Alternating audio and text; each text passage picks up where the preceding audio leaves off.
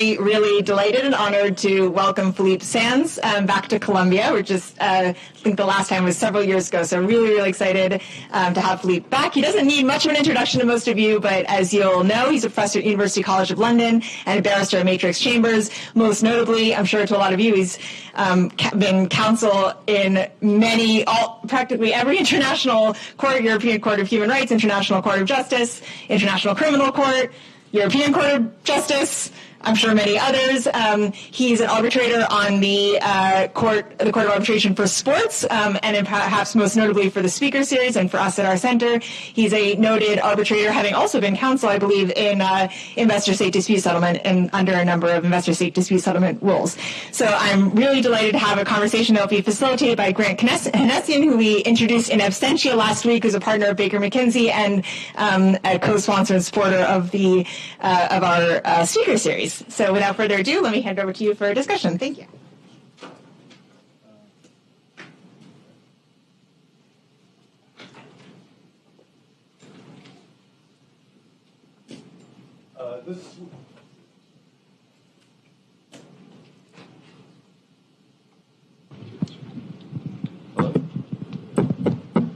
Okay. This will be an ISDS discussion eventually. But first, I want to ask Philippe to talk about this book, East-West Street, which was published 2 years ago, I think, and which I just finished. And to quote John Le Carre, and I read the interview that you and Le Carre did in the Financial Times a year or two ago over a bottle of wine at lunch. I very much enjoyed. Le Carre says, a monumental achievement, a profoundly personal account of the origins of crimes against humanity and genocide, told with love, anger, and precision. It's an incredible book. It's about four men, four lawyers, three lawyers. Three grow up significant parts of their adolescence, early adulthood in a very small town in what is now Ukraine, but it changed hands 8 times between the beginning of the First World War and the end of the Second World War. And one of these people is Hersh Lauterpacht, who you'll all know is a public international law scholar. Second is Raphael Lemkin, who many of you hopefully will know, who coined the word genocide. I think we can authoritatively say that now based on the research that Philippe did. His papers are here at Columbia, I think, which Philippe spent a lot of time with. And the third is Philippe's grandfather, who made his way to Paris. One of very few Jews in this town, which was about a third Jewish, who was able to survive. The fourth is a German lawyer who was Hitler's personal trial lawyer and became the director general for this part of of Poland, and personally administered the extermination of millions of people. All of which is set out in this book, as well as I'm doing this, I have no idea how to interview anybody. I'm just sort of pretending to be Terry Gross here. I'm trying to do this economically. So the paths of these four people are set out with a discussion of the path of public international law between the time of the First World War and the Second World War. At the end of the First World War, at the time of the negotiation of the Versailles treaties, the UK and others were saying there can't possibly be any restrictions on the right of sovereigns to treat people within their own territories. By the end of the war, with the Nuremberg trials, you had a judgment of crimes against humanity, which is Lauterpacht's phrase. And a lot of the book is a tension between crimes against humanity, Lauterpacht's phrase, and genocide, Lemkin's phrase. And at this part, I'm going to turn it over to Philippe, as I should. But before I do that, finally, I wanted to read something that the President of the United States said at the UN on September 25th. for the General Assembly about the International Commercial Court, which is a historical successor to the Nuremberg, the International Criminal Court, yeah. Not the International Chamber of Commerce Court of Arbitration, on which I sit. This has nothing to do with that. The President said, the United States will provide no support in recognition to the International Criminal Court. As far as America is concerned, the ICC has no jurisdiction, no legitimacy, and no authority. The ICC claims near universal jurisdiction over the citizens of every country, violating all principles of justice, fairness, and due process. We will never surrender America's sovereignty to an unelected, unaccountable global bureaucracy. America is governed by Americans.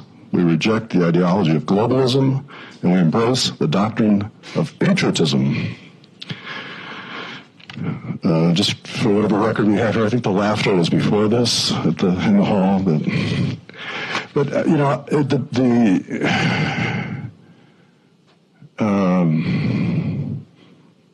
well, I think at this point I'll just give it to you.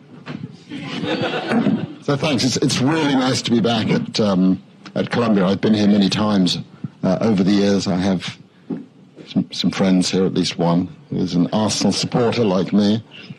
I mean, what's going on right now, and it's not just America, it's also Britain. Brexit is part of the same story.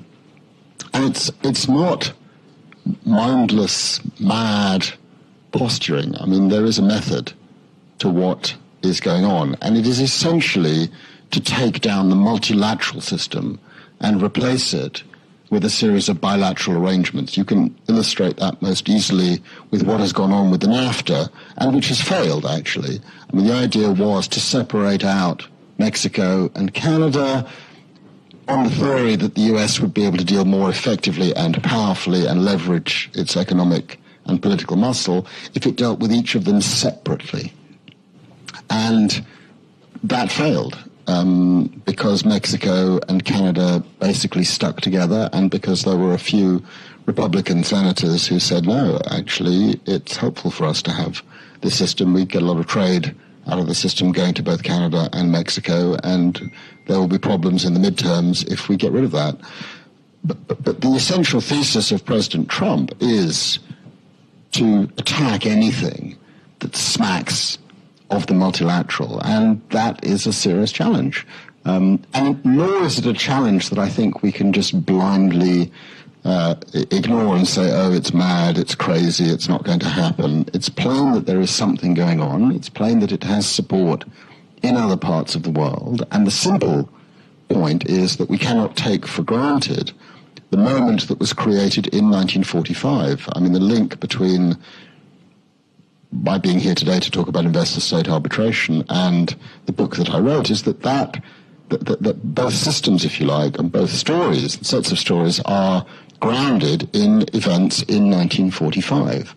Basically what happened in 1945 was two countries led the way in constructing a new global legal order based on rules and based on the idea of multilateralism. And in another book that I wrote a few years earlier called Lawless World, I traced it to the Atlantic Charter, which Roosevelt and Churchill agreed off the coast of Newfoundland in 1941, which sets out the fundamental structures in a single page. Brevity is a great thing. We'll talk about that in relation to investor-state arbitration. I have switched from being counsel to arbitrator. I am completely against people doing both. It is simply wrong. It undermines the system. And having switched, I see as arbitrator what goes on, you know, on the party side, on the council side, and I'm pretty stunned by some of the stuff. We can come back to that. But that 1945 moment essentially said, we want a rules-based system. We want free trade, liberal investment. We want self-determination and human rights. And we want a prohibition on the use of force, all operating at the multilateral level. And that is what is under attack right now. As Petros knows, I tend to be a pretty optimistic person, having been an Arsenal supporter for the last 10 years, and finally I'm a Fulham supporter, so last week. Finally, the doors have opened. I was at the Fulham game. And so I don't think eventually over time this challenge will succeed. But it's a very, very dangerous moment that we are living in right now. And all of you who are law students have a particularly important role in thinking about what you do at this particular moment in time with your professions, with your studying, with which direction you go. And in a sense, the heart of the issue is what is our individual responsibilities as law students, as law professors, as arbitrators, as counsel, as lawyers. Do we just bury our head in the sand and just say, oh, it's all going to be fine and I'll just get on with my career and making money and whatever? Or do we actually stop and say, hang on a second, there's really big issues going on here, and I've got a bigger social function as a lawyer than just looking after myself and my family. And what's remarkable about Lemkin and Lauterpacht is that in the midst of the horrors, they did not just bury their heads in the sand. They generated ideas. They wrote books. They conceived of an alternative way of creating a multilateral international system. And in 1945, when the war in Europe came to an end, they were both hired respectively by the Americans in the case of Lemkin and by the British in the case of Lauterpacht, and they find themselves as part of the prosecution team at Nuremberg. And amazingly, but they don't know it, they're prosecuting the man who has killed their own families, exterminated their entire families. You literally could not invent it. The people who created the ICSID system, which in a sense comes from arrangements that predated 1945, Aaron Brokers, lived through that period, and his vision of the Centre for the Settlement of Investment Disputes was part of that same vision, that if we create a rules-based multilateral system, that's one of the ways of creating a cement which will stop these things from happening again. And we've got to come back to recall what ICSID, an investor state, was originally about. Okay, I support the system. I'm a big supporter of investor-state arbitration, done in the proper way. I'm not in favour of a system which is essentially, morphing into a vast money-making operation for lawyers and arbitrators around the world, and which has forgotten what its original purpose was, which was essentially to create conditions in which free trade, investment could be made to facilitate interactions between different communities, rather like what became the European Union, to make war between different countries impossible because they were so economically interdependent. My first job in 1984 as a young academic, and of course I knew nothing about this story. I discovered this story when I got an invitation to give a lecture in the Ukraine, in the University of Lviv in 2010, was as a research fellow in Cambridge working with Eli Lauterpacht on what he called state contracts, very old disputes going back to the 19th century when an investor would funnel money into a particular part of the world, usually a part of the colonial world, and then find that their investment had been, appropriated, expropriated, or whatever. And those early cases were completely fascinating, but they're completely wedded into the system that was created in 1945. So there is a connection between all of these two stories. We did a performance last night at the 92nd Street Y of East West Street, which I do with musicians, and a very fine German actress, and the wonderful New York pianist Emanuel Axe, and it was a wonderful, absolutely wonderful evening. And one of the things that I've liked so much about writing this book and the reception of this book is it has brought international law to a much, much broader audience, which is what I've been working at really for the last 10 years. And it's a book that's now sold more than 250,000 copies. And I don't think any of us expected that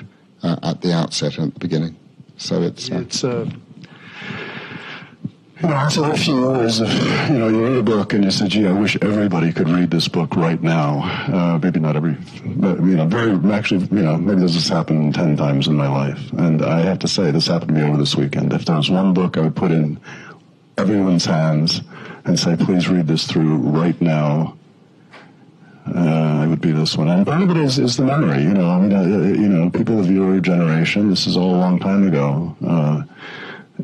But these things happened, and they can happen again. History doesn't end. Well, that I think is one of the reasons why we are where we are now. That generation is on the point of disappearing. A lot of people that I interviewed, I recorded all the interviews and transcribed all the interviews, aren't around anymore. They've died in the intervening 7 years, and I think within 5 years the rest will be gone. And the people who lived through that period and have memory of it are about to disappear. And I think that allows the conditions to happen that we can get, the rise of the despot in the United States, in the Philippines, in Hungary, in Poland, in very many other places. But the good news for you is it doesn't end with East-West Street. The sequel is half written. The sequel follows the life of one of the characters in the book, for those of you who've read it, a guy called Otto Wächter, who disappears on the 9th of May 1945, hunted by the Americans and the British and the Soviets for mass crimes. And he disappears and turns up 4.5 years later dead on a mortuary slab in the Vatican Hospital in Rome. What happened in those 4.5 years? And it's a story about espionage and justice and injustice. But it has been preceded by a podcast series, which I present, and which Stephen Fry reads the letters of Otto Wächter, and Laura Linney reads the letters of Charlotte Wächter, and John le Carré makes a rather extensive appearance, because it turned out he was an interrogator of Nazis in 1945. Although he's been my neighbour for years, I didn't know that fact. And the podcast, I'm absolutely delighted to say, has nudged Serial off the #1 slot in the UK and in several other countries, although not in the US. Not yet in the US. Well, okay, that's the advertisement for the book. If you like Le Carré, you'll love this. If you like public international law, you will love this. And it's tremendously important and timely. All right, ISDS for the remaining half hour or so. So the talk is titled... Yeah. Well, I'll just give you the first question, though. So this is titled, What Have I Learned? What I have learned, what you've learned. 10 years as an investment state arbitrator. So what do you know now as an arbitrator that you didn't know as counsel, or didn't feel like you knew as well as you know now? So I've been involved in the system, now I realize, for more than 30 years. The first brief, as it's called, I ever got as a young barrister in 1986. I'd been qualified for about 6 weeks. Was a hand-me-down from a very wonderful British public international lawyer called Ian Sinclair, who was the Foreign Office legal advisor before he went into private practice and wrote a rather wonderful book about the law of treaties. Some of you may have come across it. And a case came in while I was working with Ellie Lauterpacht at the Research Centre for International Law in Cambridge.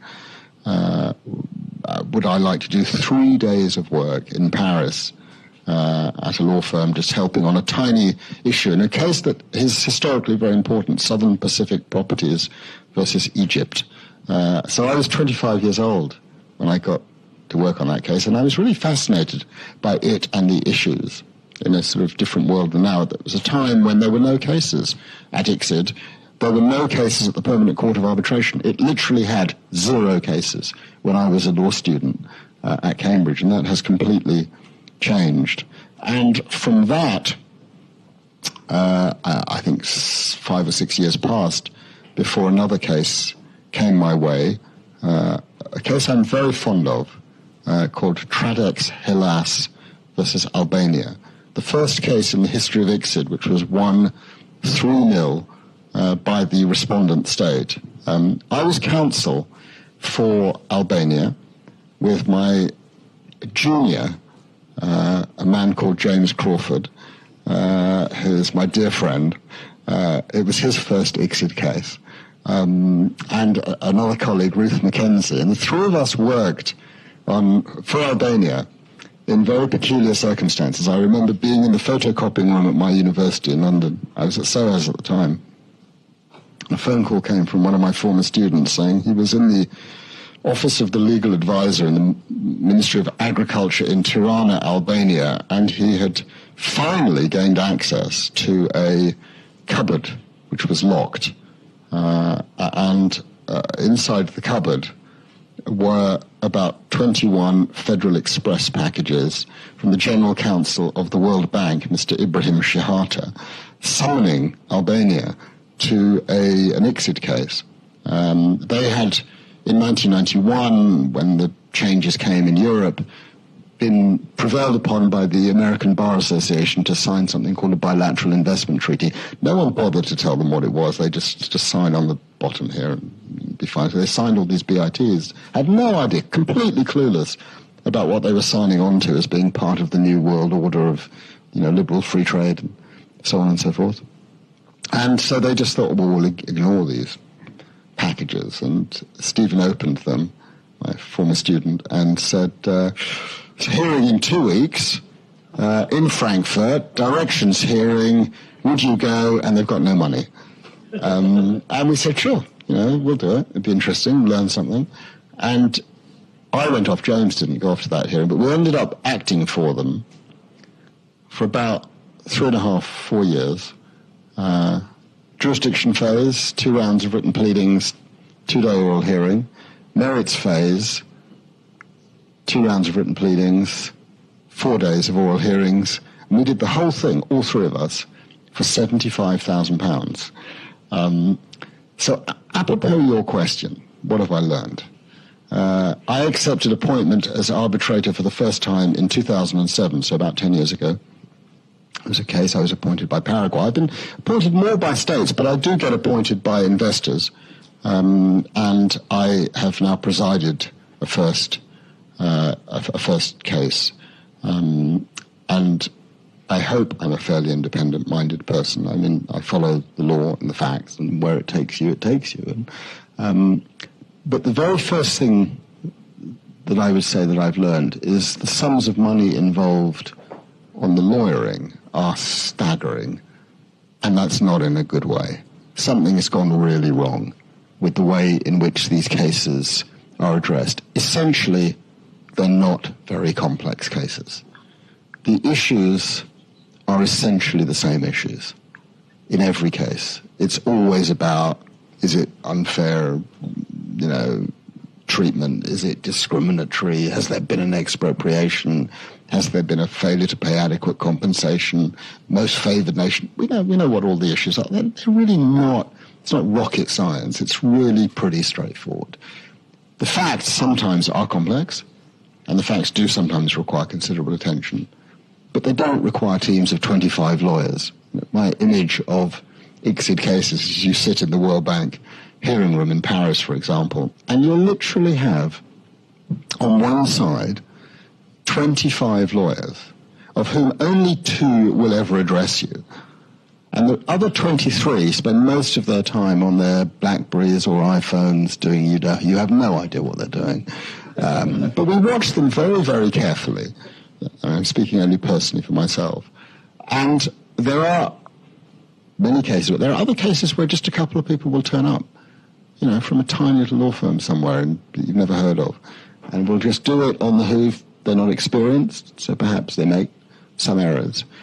But it has been utterly transformed in the 30 years since I've been involved. And I have serious questions about how it has been transformed. The moment that I was appointed as arbitrator, I put on the website of my barristers' chambers that I would no longer accept appointment as counsel. I think part of the major problem that it faces is the revolving doors between counsel and arbitrator. There is no question that many arbitrators are simply too deferential to the parties, basically because they want more appointments. I'm in a really fortunate position. I could not give a toss whether I had another appointment or not. I've got plenty of books that I want to write. I can go to football with Petros. If people want to appoint me, fine. If people don't want to appoint me, fine. Great, whatever. if the case looks interesting, I'll accept an appointment. If it doesn't look like it's very interesting, no, I'm not going to do that. In the Court of Arbitration for Sport, they had a similar issue.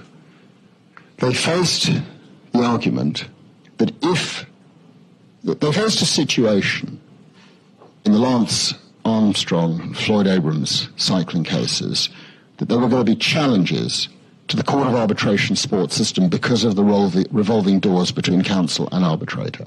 And before that happened, the Court of Arbitration for Sport changed its rule to say you have to choose. You do one or you do the other. And the arguments against that was, no, it'll collapse, there's an insufficient pool of good people to be arbitrators, you won't be able to segue from being counsel into being an arbitrator, and that has been utterly disproved.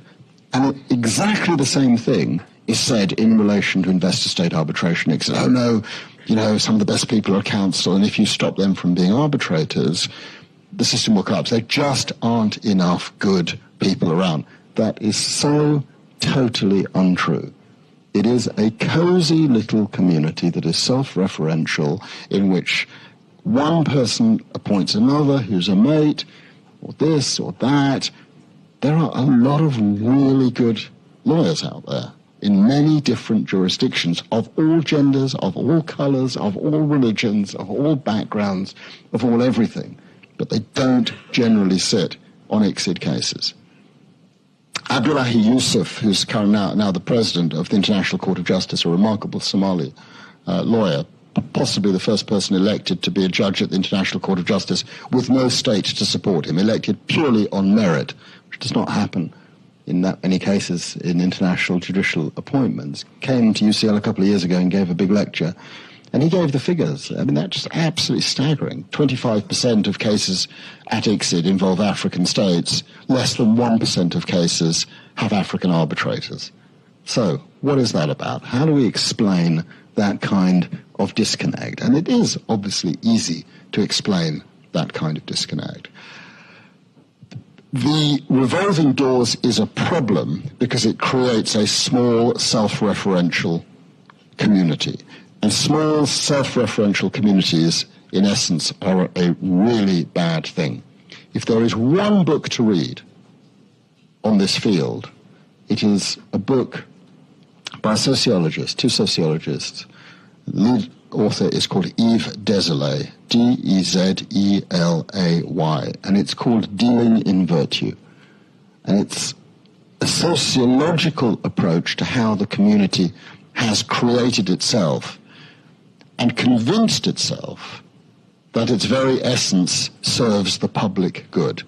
Now, actually, coming to the other side of the story, one of the things that, to argue against myself, that has really surprised me, I had no idea about it, is that once you're on the other side of the table and you're sitting as an arbitrator, there is actually, for the most part, a tremendous sense of collegiality between the three arbitrators who sit. And there's genuinely in my experience, a desire to find the right answer in all of the cases. There are exceptions. There are some people who you can pigeonhole as either being pro-state or pro-investor, but generally that has not happened in my experience. I've found that most conversations are about struggling to find the right answer in the right circumstances. There are too few people in the pool.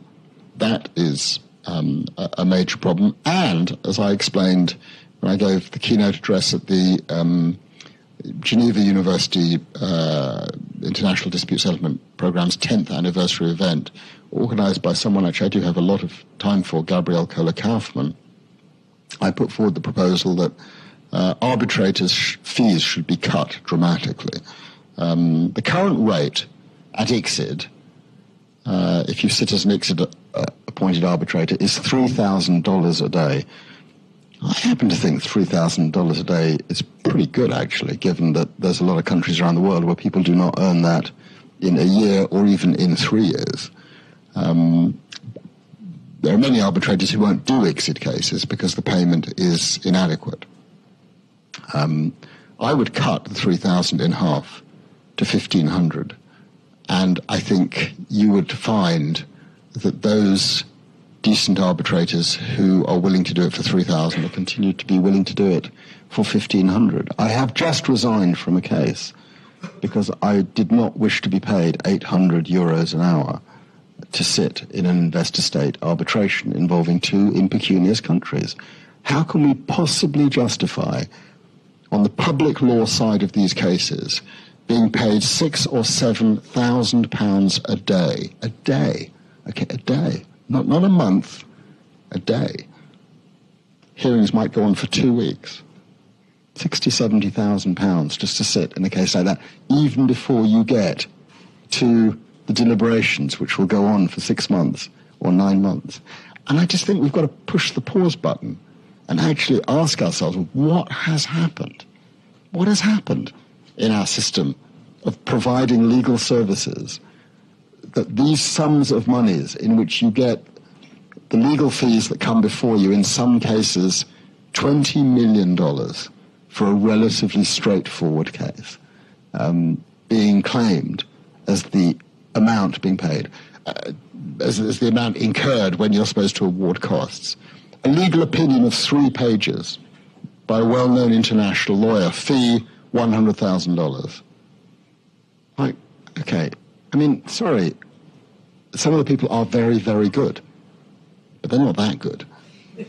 And I think we need to pause and ask ourselves, what is the purpose of the system? Whose interest is it intended to serve? And at the end of the day, it is a system which is not purely commercial, and I distinguish pure commercial investor state, because pure commercial, if two companies want to incur those kinds of costs, where there's no public law element or public service component, fine, that's for them. Philip, can I just ask you this? The LCAA has put out quite detailed statistics about this kind of thing. The typical LCAA arbitration for huge cases of $100 million or so, result in about half the time as the average exit case. And the costs seem to be about half as much generally. So, and costs for the arbitrators? For parties also? Well, probably not for the arbitrators, probably more for the arbitrators, the LCAA. But for the parties, they're much less because the counsel fees are much less, and the cases go much more quickly. There's more, in my experience, somebody who does both is on the counsel side, there is a lot more discipline in the commercial cases than there are in the treaty cases. Do you have any sense as to why that is? Let me give you an example, and I'm very much in that direction. What do you do when you're sitting as an arbitrator and your presiding arbitrator says to you, the parties have agreed that we need a 3-week hearing. Since they've agreed we need a 3-week hearing, who are we to tell them, as you say, Mr. Sands, that it can be done in 3 days? Let's take that. So you've got to deconstruct what's going on here. And what's essentially going on is a mode of deference to the parties. And you have to ask yourself the question, why is that happening? Now, I don't often know why it's happening. It's pure speculation. You know, it may be that an arbitrator genuinely believes that the case needs 3 weeks, or genuinely believes that the parties feel they need 3 weeks. That should happen. But I think it's happening in part because there is an excessive culture of deference from the arbitral community's mindset that it is for the parties to have control of the process.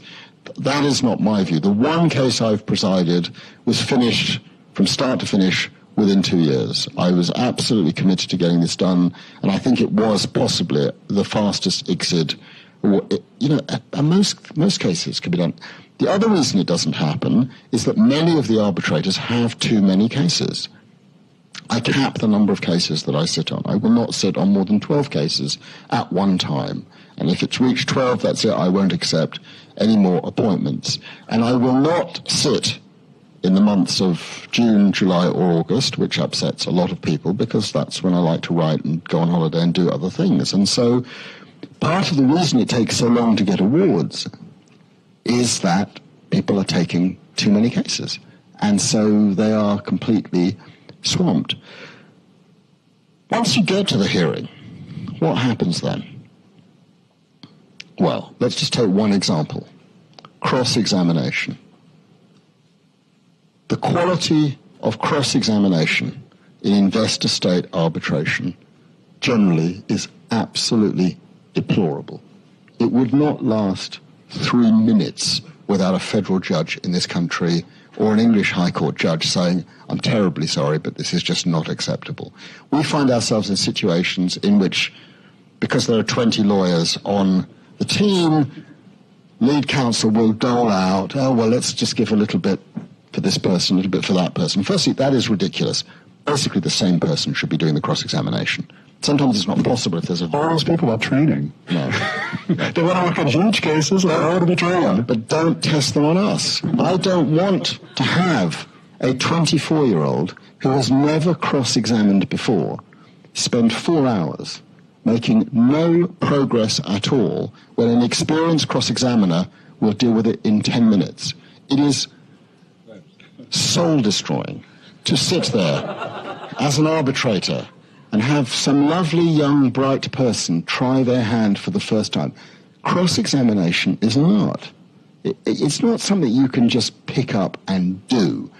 It's something that you really need to learn how to do. And you don't start at the top level, you start right at the bottom. You go to the lowest courts and you try your hand.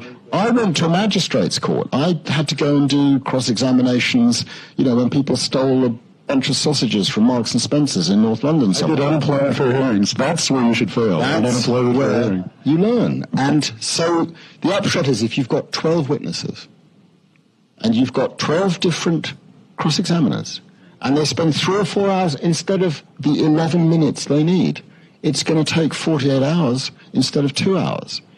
And you sit there as a party-appointed arbitrator, it is painful. And another thing, these are the kinds of things I talked about in more detail last week. PowerPoint. If any of you appear before me, do not use PowerPoint. Please, you are counsel. We are there to listen to you. You will be persuasive if we listen to you, possibly. You will not be persuasive. Can I say this? You will not be persuasive if you give us a 176-page PowerPoint that you then try to whiz through in 37 minutes, as happened to be in a hearing very recently. And then we continue all the way through to the end of the hearing. Post-hearing briefs. Which other system has post-hearing briefs? You don't have post-hearing briefs in the Supreme Court. You don't have post-hearing briefs in the English courts. You don't have post-hearing briefs in the Court of Arbitration for Sport, European Court of Justice, European Court of Human Rights. Nowhere. It's just investor-state arbitration. What is post-hearing briefs about? Post-hearing briefs are totally effing useless. They are basically about lawyers billing another $1 million. There are honourable exceptions. Occasionally, in the midst of a hearing, an issue comes up which has not been pleaded. An arbitrator asks a question about a case that no party has referred to, and the sound administration of justice requires that the parties in those circumstances are able to direct argument to that issue. That's fine. That doesn't require a 50-page post-hearing brief. But in some cases, you sit, and the presiding arbitrator will say, I like post-hearing briefs, and there has to be a reply to the post-hearing brief. 2 rounds of post-hearing briefs, and you'll say, okay, 3 days for the first one and another 2 days for the second one. And the president will say, no, it has to be 3 months for the first one, 3 months for the second one. And the arbitrator, the presiding arbitrator, will then say, and we will not deliberate until the final post-hearing brief has come in. In one case, 7 months later, you start deliberation. You've basically forgotten what's gone on. It's just absolutely hopeless. It goes about, it concerns the absence of rigor. No, totally. In our cases. But the arbitrators are, a lot of them, not you, clearly, which is great, are encouraging this. Kevin and I worked on a case a year or so ago. The first day of the hearing, we get a sort of a default order to be issued at the end of the hearings, and it said post-hearing brief, and as a placeholder, it said not more than 300 pages. I mean, one of the merits of a post-hearing brief for someone who's sitting in a lot of cases is that the rule is you're supposed to produce an award within a certain period of time from the moment when the proceedings are closed. So the arbitrator would say, we'll buy ourselves another 6 months so we can finish another cases and have a couple of rounds of post-hearing briefs. Like an air traffic control idea. Look, there's a lot of really good people involved in the system, both as counsel and as arbitrators. But something has gone massively wrong. The pleadings. Why do we need pleadings of 500 pages and 50 lever arch files?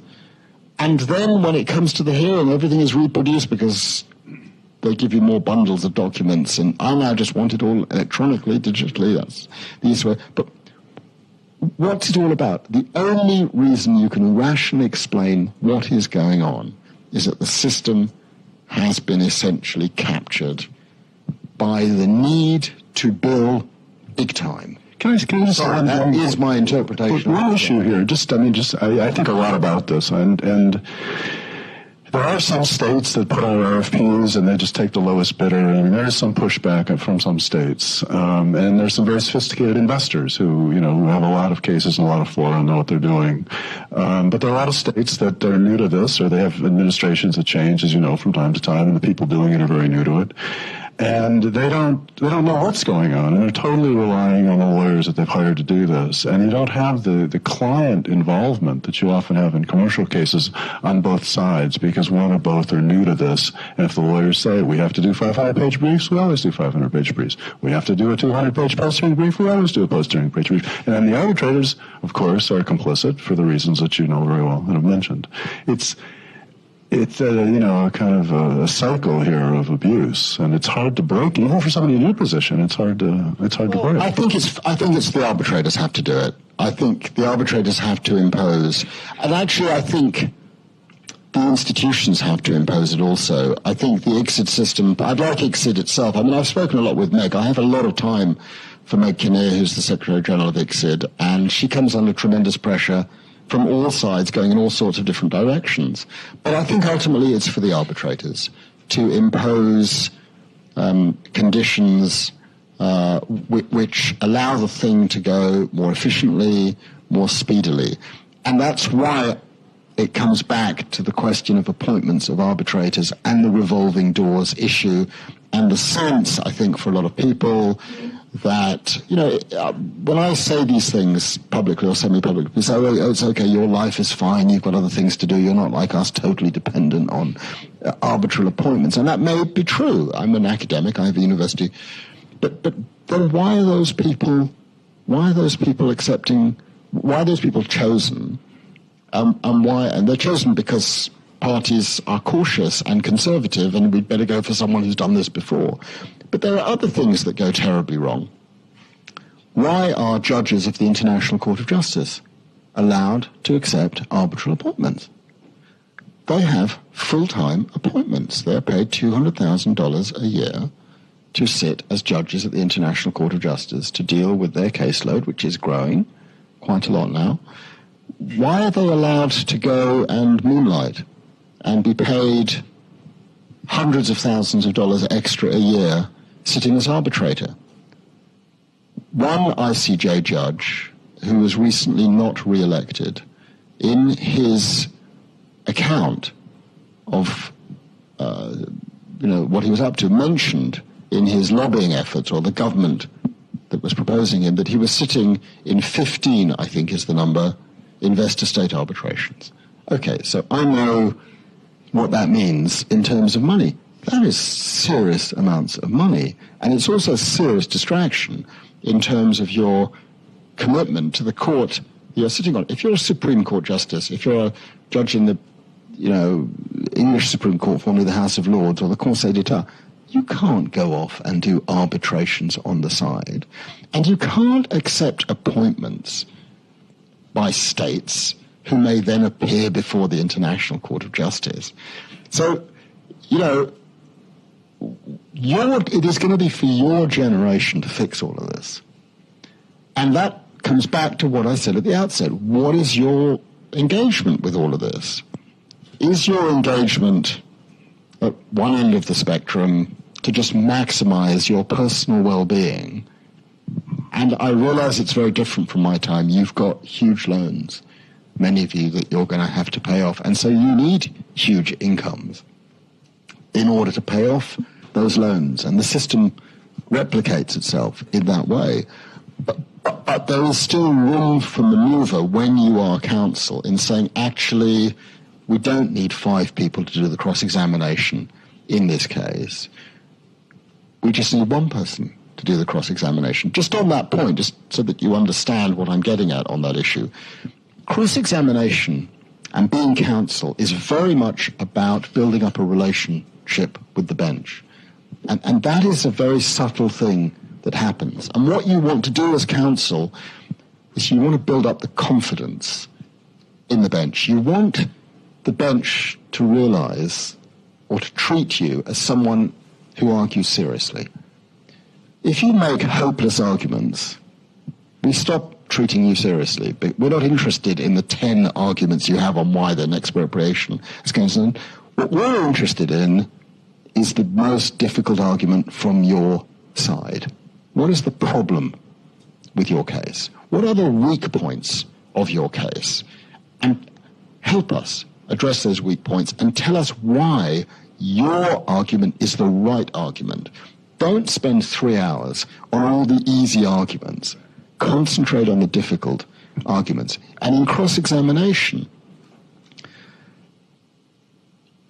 as an arbitrator, I speak only for myself, when I trust counsel who's being very efficient, very focused, that trust manifests itself. You begin to understand that counsel, he or now it has an end game as to where they are going. And so you listen incredibly attentively because you know there is a method to the questioning and you pay a lot of attention to that person. You pay very little attention in terms of the quality of the tension to someone who's scattergun, hoping that over 4 hours they'll find a point of weakness. By the time you start that cross-examination, you need to know exactly where you are going. As I tell my students at UCL, you want to watch a superb cross-examination. Watch the cross-examination by the then Solicitor General of Australia, Justin Gleeson. In the case at the International Court of Justice, you can watch it, it's on the web at the court, of Japan's expert in the case, Professor Lars Wallow of Norway. Justin Gleeson had 30 minutes, was given 30 minutes by the court to deal with hundreds of pages. He completely destroyed a witness in 30 minutes. It's on Wednesday, the 3rd of July, 2014. It is the afternoon session at the International Court of Justice. You want to see how a cross-examination is done, watch that cross-examination. It didn't need 5 or 6 hours, or 10 hours, or 3 hours. A good cross-examination. And the judges listened, because the judges could tell from the very first question that this cross-examination knew exactly what he wanted and where he was going. And they knew that every single question had a purpose. And that's the art of cross-examination, and that's the art of advocacy. And different advocates, I can tell you, make a huge difference for an arbitrator. You can go in, having read the papers, and you've, of course, not made up your mind. You arrive with a completely open mind, but you might be predisposed in one way. And then you get a really good advocate in front of you, and you think to yourself, I didn't think about it like that, and that person's really approached it from a different way. They're not just using the cross-examination or the advocacy simply to regurgitate what they have in their pleadings. We read the pleadings.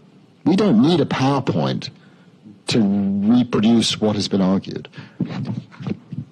A good counsel is a fantastic thing.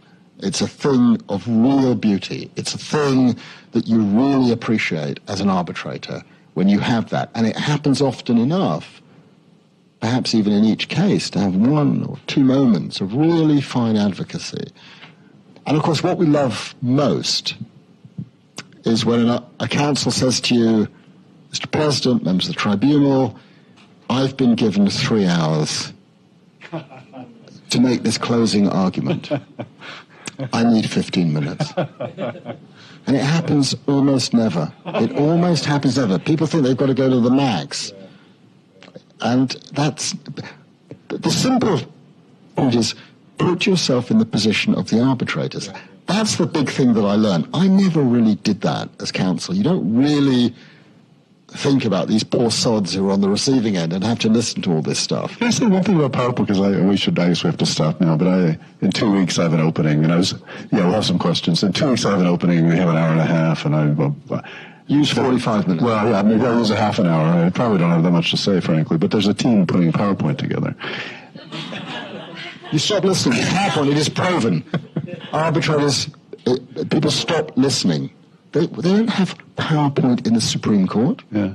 Well, what people say is, although as my own work as an arbitrator, I've never actually used it this way, is it's like your skeleton, which we don't have in our U.S. courts or U.S. arbitration, but it's a more precise, and they can take it away with them, Well, I could see if you had a 3-page PowerPoint that would work, but the PowerPoints grow, and you end up literally, imagine being counsel, and you've got 37 minutes left because everyone else has taken too long, and you've got a 176-page PowerPoint.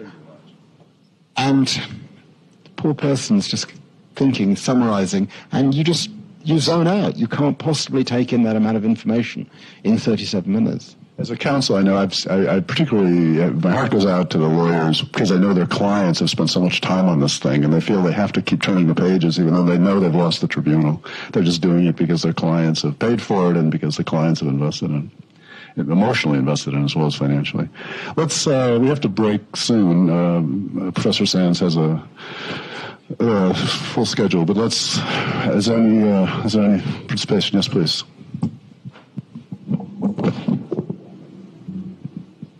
Thanks very much for coming. So my impression from what you've said is there's essentially a role to be played for arbitrators in regulating the conduct of counsel, and also counsel then in regulating, I guess, the arbitrators. I suppose challenging bias, for instance, if you had an ICJ judge appointed as an arbitrator in your case. My question is, what role do you think should be played either by multilateral arbitral institutions or by national bar associations like the Bar Standards Board in regulating professional standards in these sorts of cases? And relatedly, do you think they're doing enough? It's a very good question. I think the institutional authorities could be doing more. I don't really understand why ICSID could not adopt a rule saying you're either counsel or arbitrator. They tell me you can't, but I can't see any reason why they could start perhaps as a best practice as it should not happen. But the CAS did it. And it was it was immediate. It was done from one day to the next. And the system didn't collapse. Actually, there are other problems with CAS, but that aspect of it works very, very well. I think it's very difficult for the regulatory authorities at the national level to really exercise a role in proceedings that are outside their jurisdiction and which don't take place in public. So it's one thing, for example, in an ICJ case or European Court of Justice where the proceedings are public, there's open justice.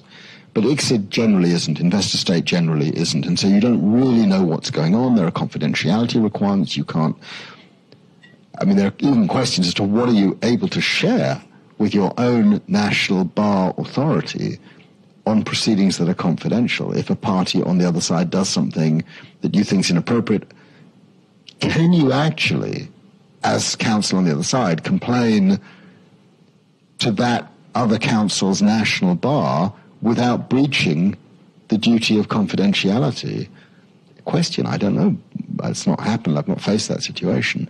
But I think for national bar councils, it's very difficult. Our rules as members of the English bar apply to us wherever we practice. And so I don't know how it is for other bar rules, but I do think there is a need for a regulatory standard at the international level. I mean, it happens at the criminal courts. They have sort of international bar authorities regulating the conduct of defense counsel before the international criminal courts. There's no such thing in investor-state arbitration. But again, the lack of open justice and the lack of transparency changes it. And I think it's very difficult to police a system where things are behind closed doors. But I do think the PCA and ICSID could adopt a rule which says it's a choice you make. You are counsel or you are arbitrator. For me, that's the starting point. And the ICSID fee system has not, it's been the same ever since I've been doing it in 2007. So in real terms, over 10 years, it's probably gone down with inflation by, 30, 40 or more % what we're paid. But it hasn't stopped anyone doing it. So I think they can, by subtle means, find ways to impose greater rigor and greater efficiency. I mean, I think in the end the parties want more efficiency, don't they? I mean, everyone wants more efficiency except the lawyers, really. I'm not saying you. I mean, I have great friends at Baker McKenzie, and we do our annual lecture at UCL on international law and litigation is with my lawyers. At the end of the day, they want to see their clients again, and so I don't think it's good for anyone to have clients walk out saying, "I never want to do that." At least it's something that is clearly inefficient. Some would say this is. One more, perhaps. Yes, please.